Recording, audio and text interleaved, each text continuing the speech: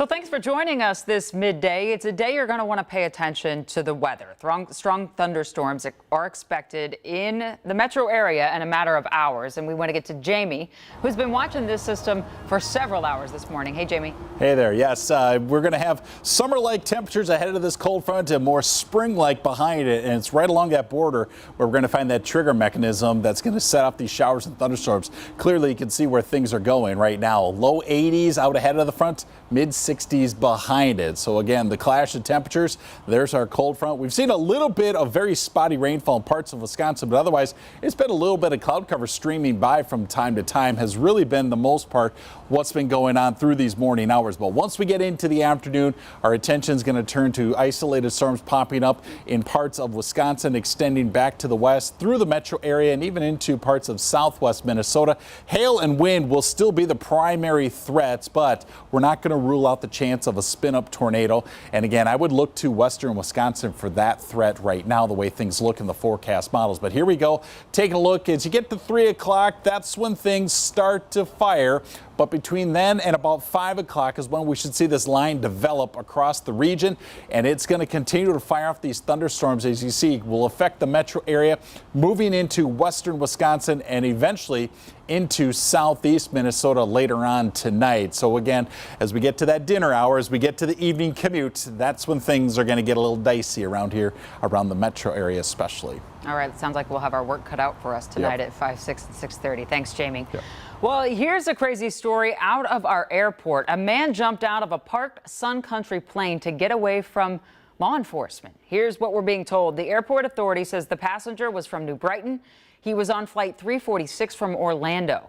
So when he was on the plane, he opened an emergency exit door over the wing, jumped to the airfield around 11:15 last night. Police were at the gate to arrest that man for violating a restraining order. He also has some outstanding warrants. Police found the suspect inside a food service truck about a half an hour after they got there. Charges are pending for a driver accused of a crash that left a woman dead and her husband in critical condition in Robbinsdale and their young kids without their mother. It happened Saturday night when officers say they tried to stop a speeding Tesla on 42nd Avenue North near Highway 100. Police are saying the car took off after they activated their lights and sirens, but the officer stopped the chase, which is policy at some point. But the Tesla still collided with that couple's minivan. At the point of impact, it could have been 100 miles an hour. You look at this and you look at the tragedy that this truly is. And is this over a speeding ticket? I mean, it's mind-boggling. Police say the driver of that Tesla was a 20-year-old man from Minneapolis. He is under arrest on probable cause of criminal vehicular operation. And there is some video today from the Uptown Theater in Minneapolis. They have their windows boarded up after a car crashed into that historic building on Sunday. The people who saw it say a car was T-boned at Lagoon in the intersection, causing another car to run into the theater. The employees there say no one was inside when it happened.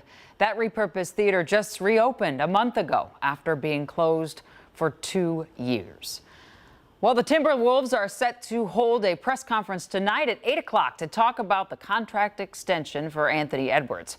According to multiple reports, Ant and the Timberwolves agreed to a 5-year max contract extension worth up to $260 million. The press conference comes just a day before Edwards has a plea hearing in Denver.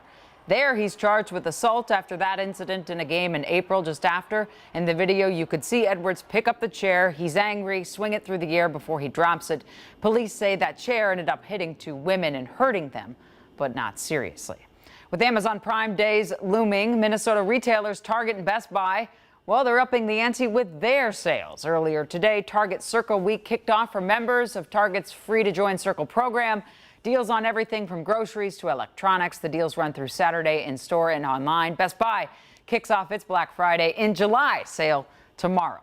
We'll see you for more news in 30 minutes. Take care.